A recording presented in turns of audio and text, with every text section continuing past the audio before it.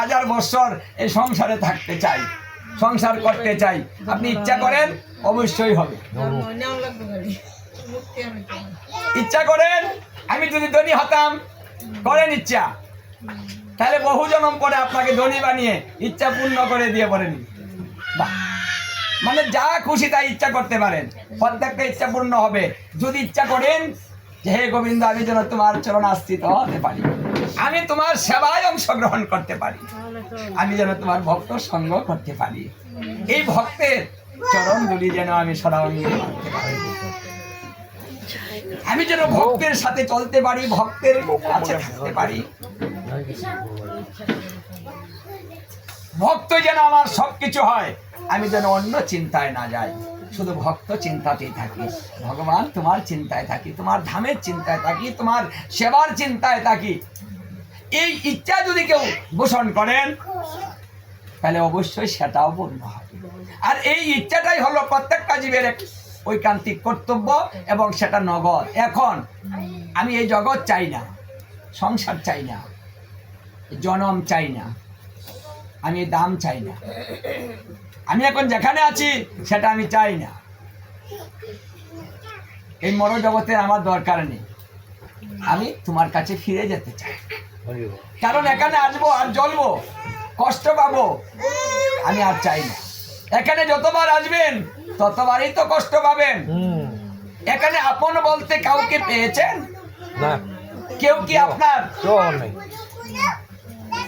কথাগুলো বলেছে যা উপকার করেছিল সে করেনি, বলেনি। সন্তান স্বীকার করছে না যে মাতা পিতা উপকার করেছে, তারাও অস্বীকার করছে তুমি কি করছো আমার জন্য, তারাও বলছে এই কথা। মাকে বলছে তুমি কি করেছো, তুমি এখন কি বুঝো, আমাকে তুমি কি বুঝাবে।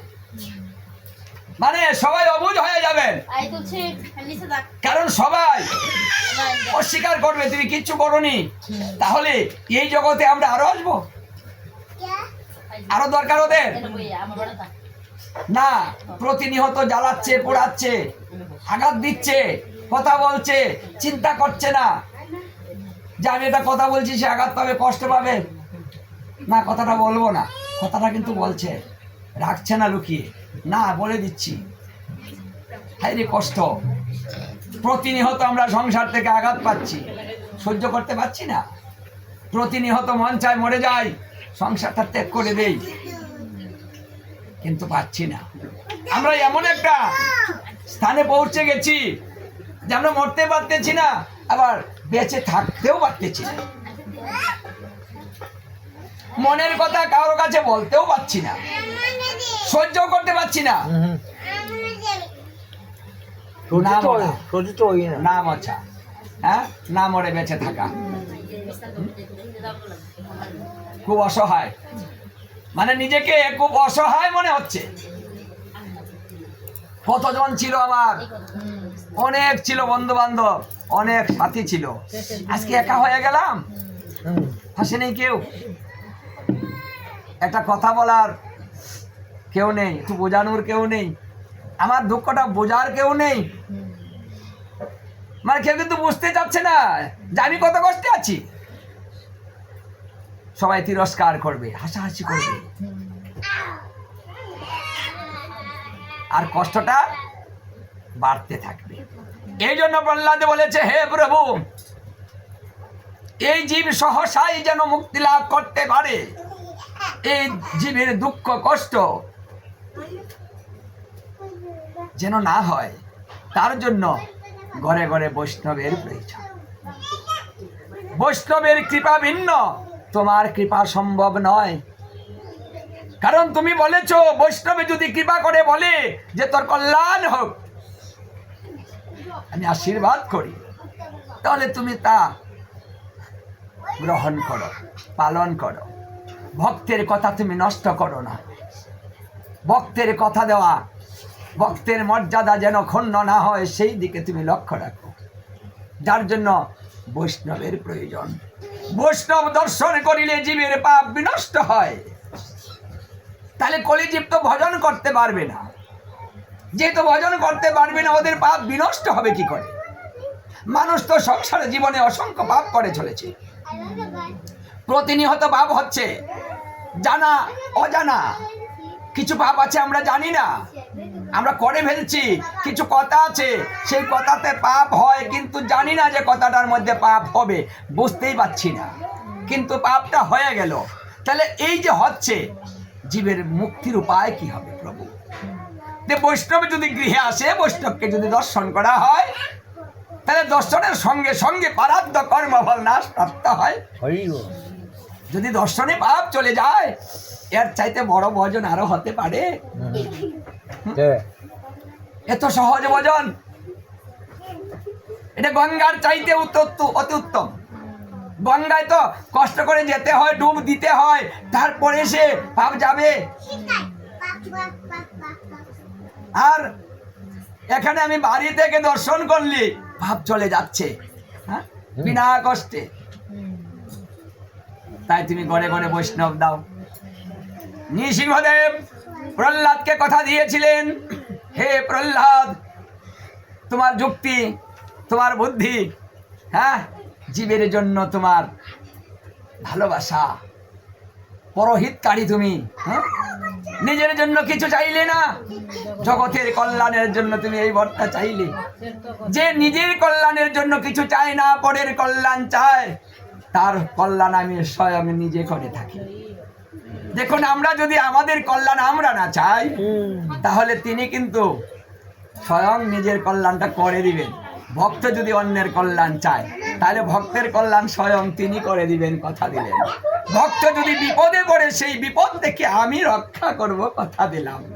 এই জন্য নৃসিংহদেবকে আমরা ভজনা করি, কারণ তিনি ভক্তকে সদা সর্বদা রক্ষা করার জন্য এই স্বরূপে আবির্ভূত হয়েছে।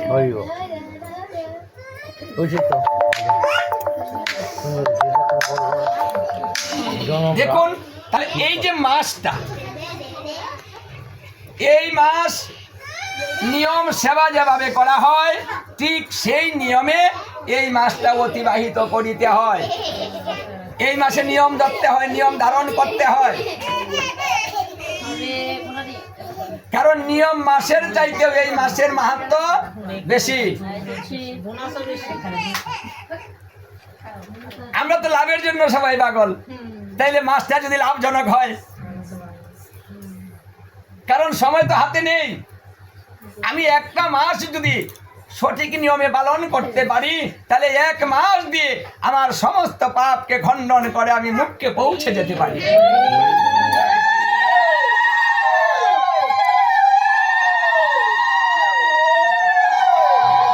দেখুন, হাতে সময় নাই। এই যে দেখুন, এই যে বসে আছে, স্নান করার পর্যন্ত সময় পাচ্ছে না, নিচে বসে থাকার জন্য সময় পাচ্ছে না, দেহে দিচ্ছে না। ভক্ত সঙ্গ করার জন্য যে শক্তির প্রয়োজন, সেটা কমে গিয়েছে। হাঁটতে পারছি না, চলতে পারছি না, যাবো কি করে?